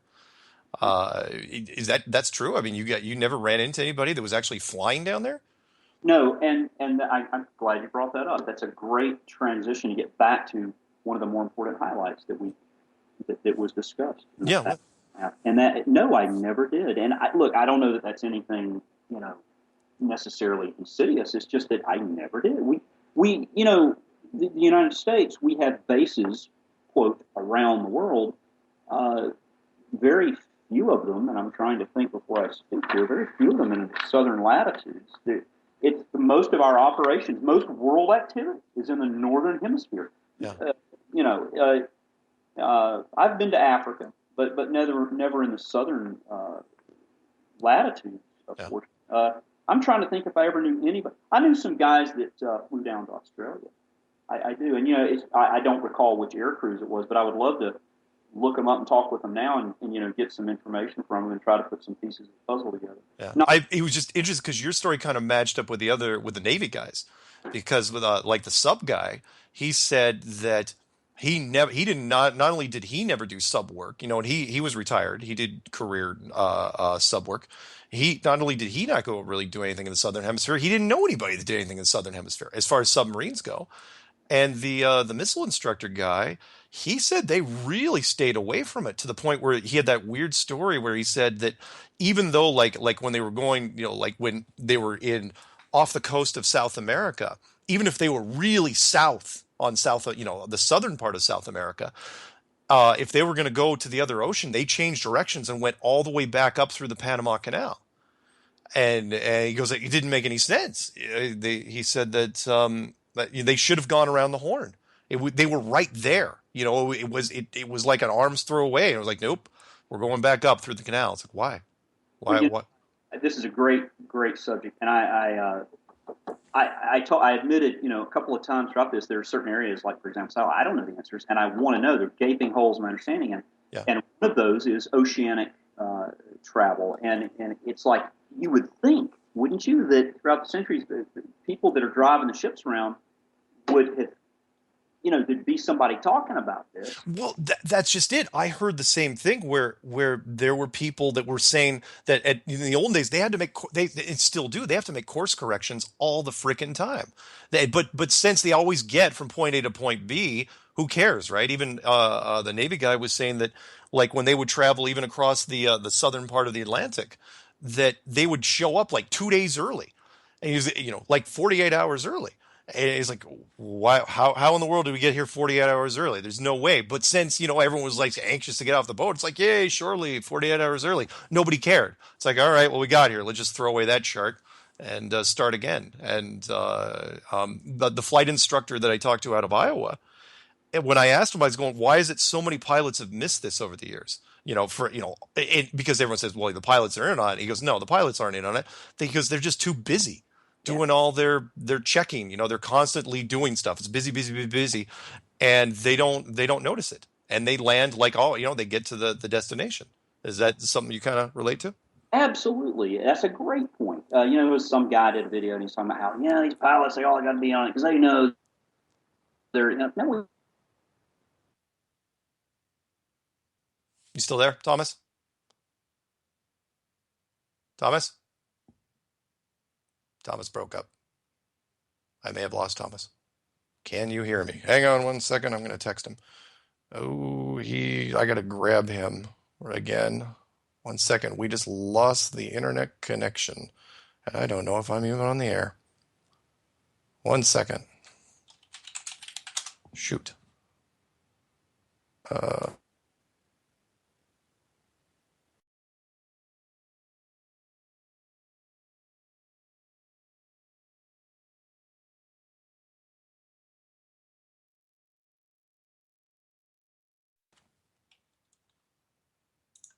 KTFR host is on, and let's grab him one more time.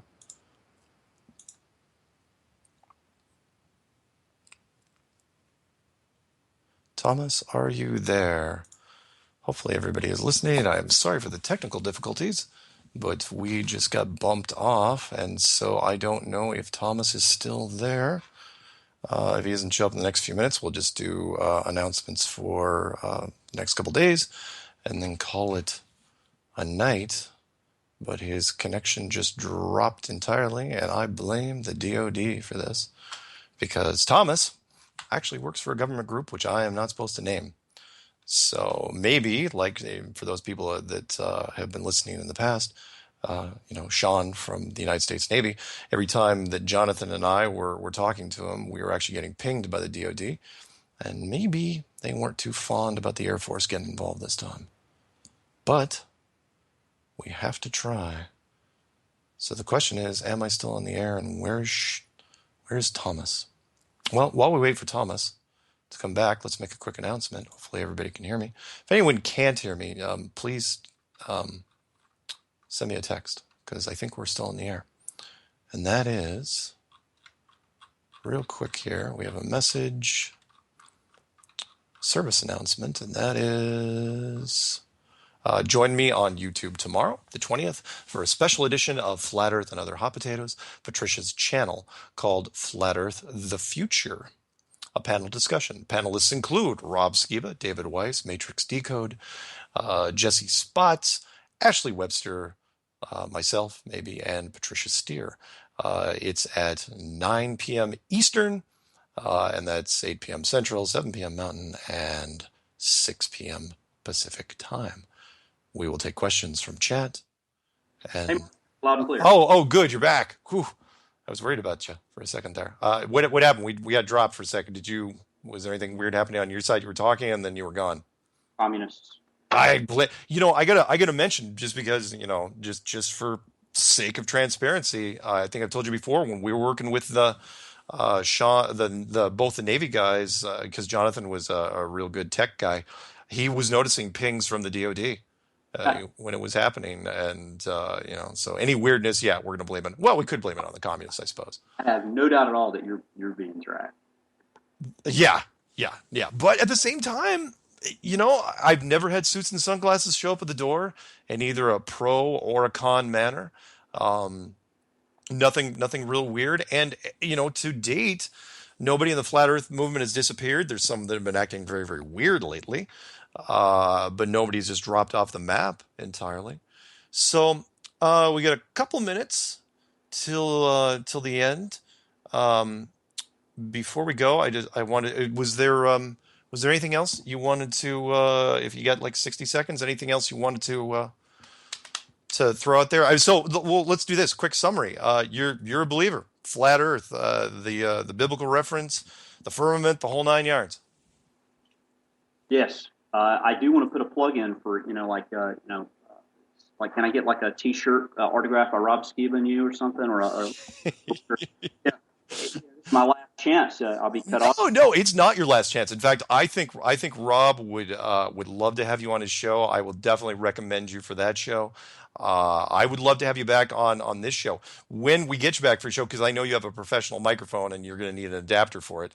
I'd love to have you in, because I think you're a great speaker and you could really, really help this movement. And again, the fact that you're semi-anonymous, that's fantastic. I know you are, but it's okay. I mean, his credentials are fantastic, and I absolutely believe who he is. But would you mind if I asked you on this show again? Would you come back? I think I would. Sure. I have other obligations, but sure. If it works out, and fantastic. Like I say, I stay a little busy, like we all do. That'd be great. I would love to.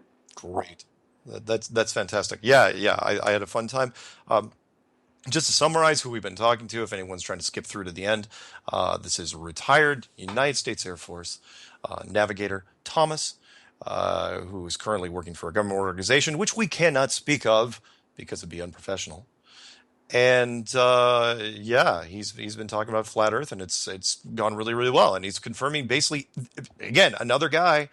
Everybody else has talked about Navy, Marines, Army, Air Force, civilian professionals. They're all saying the same thing. Nobody has come out from either the military or the professional sector or the science. The science definitely not going to come out and say against it. So yeah, there you go. Not a NASA guy yet. Yeah, NASA. That's my last one. Retired NASA, where are you?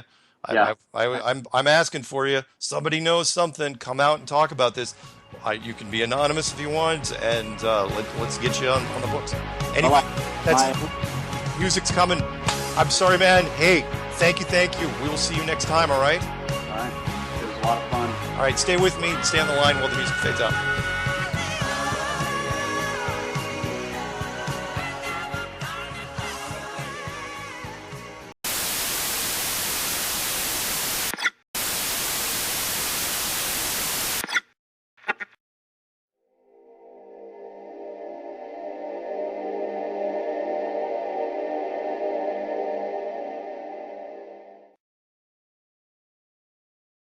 You are now tuned into the Truth Frequency. We are TFR.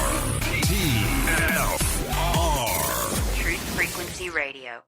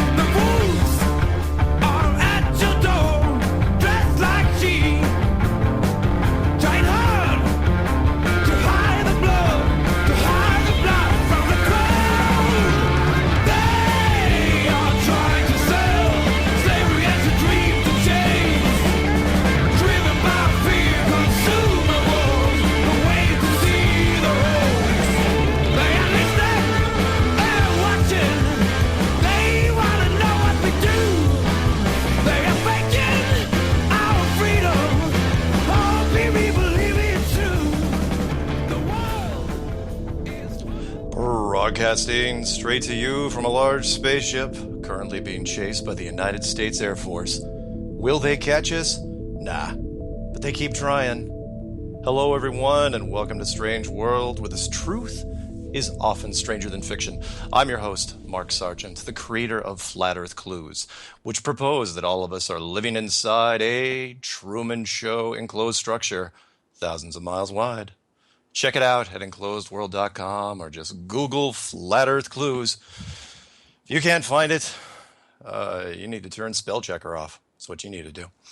Special thanks to Rebecca from Eugene, Oregon, who sent me not one but two custom-made Flat Earth shirts, which were really thick, not the pre-shrunk kind. I mean, these babies are huge. So, and I know I said XXL. I am just hoping that after a couple washes they will shrink down. So thank you very, very much. Let's get right to it. Normally when we do testimony shows, I have sort of a weird intro and we cover a little of this and that, but let's just list off real quick, do a quick summary of all the people that have come forward to talk about the flat earth in one way or another in the last 3 months, really. And that is, we'll just go down, in the United States Navy missile instructor, a U.S. Navy submarine chief, a U.S. Army artillery radar operator, a U.S. Marine Corps sniper instructor, a flight instructor out of Iowa, an industrial engineer,